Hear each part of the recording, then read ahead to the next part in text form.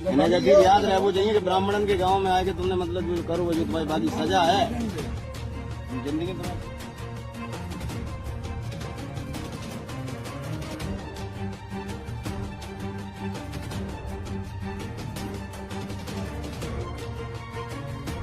नमस्कार, आदाब, सत श्री अकाल, जय भीम, नमो बुद्धाय।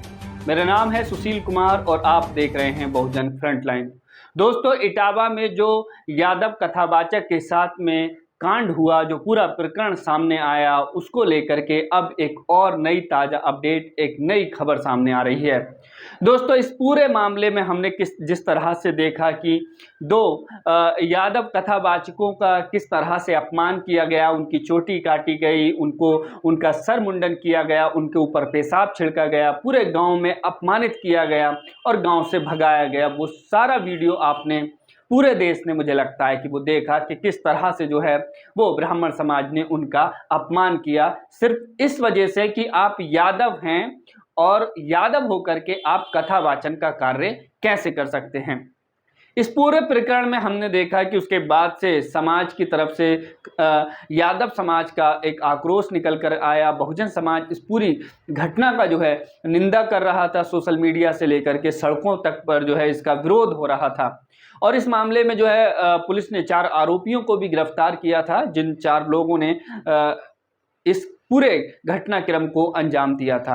हालांकि उस महिला की गिरफ्तारी की अभी तक खबर नहीं आई है, जिस महिला के बारे में ये कहा जा रहा था कि उस एक महिला ने जिसके पैर छुआए गए थे, जिसके घर कार्यक्रम था, और ये कहा जा रहा है कि उस महिला का पेशाब जो है वो उनके ऊपर छिड़का गया, तो उस महिला ने पेशाब दिया था। अब इस पूरे मसले को लेकर के जब देखा ब्राह्मणों ने कि यादव समाज जो है विरोध कर रहा है और पूरा बायकॉट कर रहा है ब्राह्मणों का और कार्रवाई की मांग कर रहा है, तब ब्राह्मणों में खलबली मच गई कि अरे ये क्या हो रहा है, ये तो बड़ा अनर्थ हो जाएगा। अब एक नई स्क्रिप्ट जो है वो रच दी गई है। वहाँ के जो जिसके घर कार्यक्रम था, कथावाचन का कार्यक्रम था, जिस ब्राह्मण ने उनको बुलाया था कथावाचकों को, जिनका नाम मुकुट यादव और संत कुमार यादव जो थे, जिनके साथ ये पूरा प्रकरण हुआ था, अब उल्टा उन्हीं के ऊपर एक बहुत संगीन और गंभीर आरोप लगा दिया गया है। और सिर्फ आरोप ही नहीं लगाया गया है दोस्तों, अब इस मामले में FIR भी दर्ज कर ली गई है। यानी कि आप समझिए कि उल्टा उन्हीं पीड़ितों को गिरफ्तार करने के लिए या उनके खिलाफ कार्रवाई कराने के लिए ब्राह्मणों ने एक नई चाल, एक नया षड्यंत्र जो है वो रच दिया है। तो जो एक महिला है रेणु तिवारी नाम की, इससे पहले जो मैंने वीडियो बनाया था उसमें भी आपको बताया था, उसने पुलिस में शिकायत दर्ज कराई है और कई तरह के गंभीर आरोप लगाए हैं। सबसे पहले तो यही बात कही जा रही थी कि मुकुटमणि यादव और संत कुमार ने फर्जी आधार कार्ड जो है वो बनवाया था। इस तरह के आरोप जो है उन पर लगाए गए थे। ये कहा गया था कि उन्होंने जो है नाम बदल करके, पहचान छुपा करके हमारे यहाँ कार्यक्रम करने के लिए आए।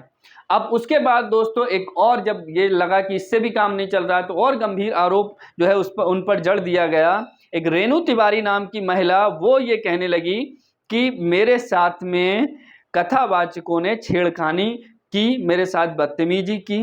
पूरा जो मामला है दोस्तों मैं आपको बता रहा हूँ, यूपी तक की खबर है कि रेणु तिवारी ने कथावाचक और सहयोगी के खिलाफ छेड़खानी का आरोप लगाया। उनका कहना कि जब वह कथावाचक और उनके सहयोगी को पहले दिन का भोजन करवा रही थी, उस समय कथावाचक ने उनकी उंगली पकड़ी और उनके साथ बदतमीजी करने की कोशिश की। ये रेणु तिवारी नाम की एक महिला है जिसका ये आरोप है। तो आप समझिए कि कत्ल भी आपका होगा और कातिल भी आपको ठहराया जाएगा। जबकि जो वीडियो में पूरा प्रकरण जिसमें रिकॉर्ड किया गया है, मुंडन करते हुए, माफ़ी मंगवाते हुए, पूरा अपमानित करते हुए, पिटाई लगाते हुए, उस वीडियो में कहीं भी ये बात नहीं कही जा रही है कि इन लोगों ने महिलाओं के साथ बदतमीजी की है, महिलाओं के साथ छेड़छाड़ की है। लेकिन इस घटना के 2-3 दिन के बाद जो है ये कहानी रची जा रही है कि मुकुटमणि यादव और संत सिंह यादव ने छेड़खानी की है। ये आरोप जो है वो लगा दिया गया है। पुलिस ने कथावाचक और उनके सहयोगी के खिलाफ फर्जी आधार कार्ड धोखाधड़ी के मामले में ही केस दर्ज कर लिया है। यानी कि पुलिस में अब उल्टा जो कथावाचक थे उन्हीं के खिलाफ FIR दर्ज करा दी गई है। और पुलिस ने दोनों के ऊपर बीएनएस की धारा, कौन कौन सी धाराएं लगाई हैं वो मैं आपको बताऊं। 299 बीएनएस की धारा 299, 318 क्लॉज 4, 319 क्लॉज 2, 336 क्लॉज 3, 338, 340 क्लॉज 2 के तहत केस दर्ज किया गया है। तो दोस्तों ये एक बेहद गंभीर और खबर की कथावाचकों के साथ मारपीट, अमानवीय व्यवहार, उनके साथ में किस तरह से हमने देखा कि बदतमीजी की गई, उनको अपमानित किया गया, गांव से भगाया गया, वो सारा वीडियो में हमने देखा। लेकिन अब जो है ये कहानी बना दी गई है कि उन्होंने पहचान छुपाई, उन्होंने धोखाधड़ी किया, उन्होंने छेड़खानी की, उन पर ही उल्टा आरोप लगा दिए गए हैं ब्राह्मणों के द्वारा, और उनको अब उल्टा जेल में डालने के लिए या फंसाने का प्रयास किया जा रहा है। हालांकि इस सब के बाद ब्राह्मण समाज के खिलाफ और ज़्यादा यादव समाज आक्रोशित है। हमने देखा अभी बीते दिन इटावा में, वहाँ पर तमाम यादव समाज के लोग वहाँ पहुँचे, जो है दो समाज और दो वर्गों के बीच में एक संघर्ष देखने को मिला। वहाँ पर पुलिस प्रशासन को भी बल का प्रयोग करना पड़ा था। तो दोस्तों महत्वपूर्ण बात यह है कि कत्ल भी आपका होगा और कातिल भी आप ठहरा दिए जाएंगे। ये पूरी वर्ण व्यवस्था, ये पूरी हिंदू व्यवस्था है जिसके बारे में तमाम शंकराचार्य बखान भी कर रहे हैं कि कथावाचन का कार्य तो ब्राह्मण का है तो दूसरा कैसे कर सकता है। इस तरह की कहानियां दोस्तों आप देख रहे हैं। आप सोचिए कि यही यादव समाज या ओबीसी की तमाम जातियां, एससी की भी तमाम जातियां अपने आप को कट्टर हिंदू बताती हैं, लेकिन आप सोचिए कि हिंदुओं में आपकी हैसियत, आपका स्टेटस, आपकी औकात कहाँ पर है।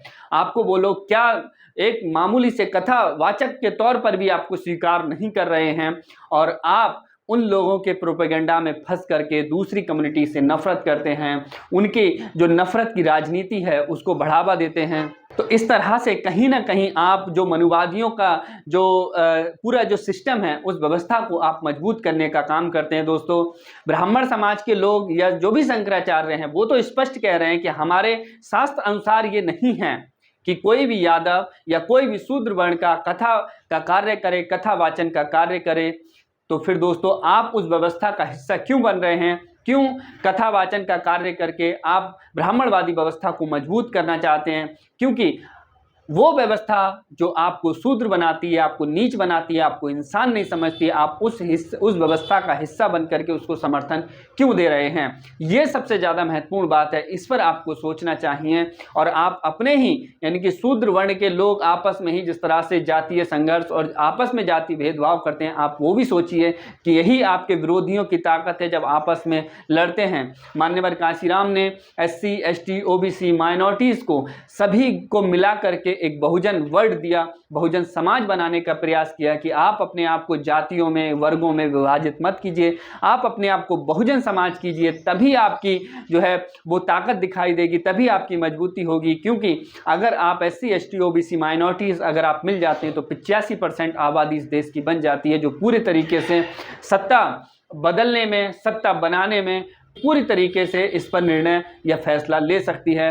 तो दोस्तों आप इस तरह से जब जातियों में बटेंगे और आपसी जो आपके जो भाई हैं उनसे आप नफरत करेंगे, तो इस तरह से आप दूसरे लोगों को मौका देते हैं आपसे नफरत करने का, और वर्ण व्यवस्था जो है वो मजबूत होती है। तो मैं तो कहता हूं कि यादव हो या जाटव हो, SC, ST, OBC कोई भी हो, इनको ना ही तो कथा करनी चाहिए, ना ही कथा करवानी चाहिए, और ना ही उन लोगों को दान दक्षिणा देनी चाहिए जो आपसे नफरत करते हैं, आपको कथावाचक के तौर पर स्वीकार नहीं करते हैं, आपको वर्ण व्यवस्था में आपको नीच समझते हैं, आपको अपने शास्त्र के अनुसार आपके साथ में भेदभाव करते हैं। तो ऐसी व्यवस्था को बाबा साहब ने बहुत समय पहले ये बात हमसे कह दी है कि ऐसी व्यवस्था से आप बाहर निकल आइए। हिंदुओं में सुधार नहीं हो सकता, क्योंकि हिंदू जो है अपने शास्त्र अनुसार चल रहे हैं, और पूरी जो वर्ण व्यवस्था है, जाति व्यवस्था है, जो भेदभाव है, वो शास्त्रों के अनुसार है। जो पूरी कास्टिज्म का सिस्टम है वो हिंदुओं के धर्म शास्त्रों में लिखित है। तो जब तक हिंदू अपने धर्म शास्त्रों को बदलेंगे नहीं, उनको हटाएंगे नहीं, उनमें संशोधन नहीं करेंगे, तब तक इनके अंदर कोई सुधार नहीं आ सकता। ये बात बाबा साहब ने बहुत पहले कह दी है। तो अगर वो सुधरना नहीं चाह रहे तो कम से कम आप तो सुधरिए, आप अपने अंदर सुधार लाइए कि जब आपका अपमान हो रहा है तो आप उस व्यवस्था का हिस्सा क्यों बन रहे हैं। और यादव जो अपने आप को, बहुत सारे यादव ये कहते हैं कि हम कृष्ण के वंशज हैं, हम यादव कुल के हैं, अहीर कुल के हैं। तो देखिए ये गलतफहमी से आप बाहर निकलिए। आप ललय सिंह यादव को पढ़िए, वो भी आपके समाज के महापुरुष हैं।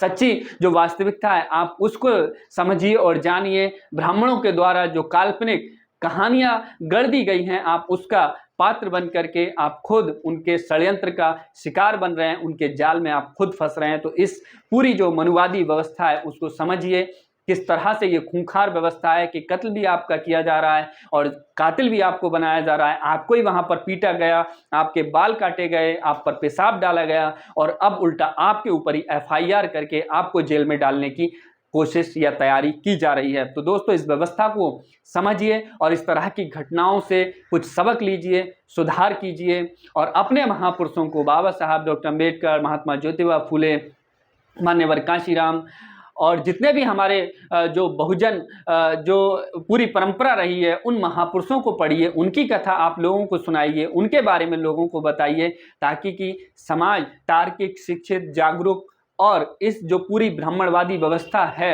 इससे मुक्त हो सके। तो फिलहाल दोस्तों इस वीडियो में सिर्फ इतना ही। आप लोगों की क्या राय है कमेंट करके जरूर बताइए। चैनल पर अगर आप नए हैं तो प्लीज़ चैनल को सब्सक्राइब कीजिए, वीडियो को लाइक कीजिए, शेयर कीजिएगा। शुक्रिया।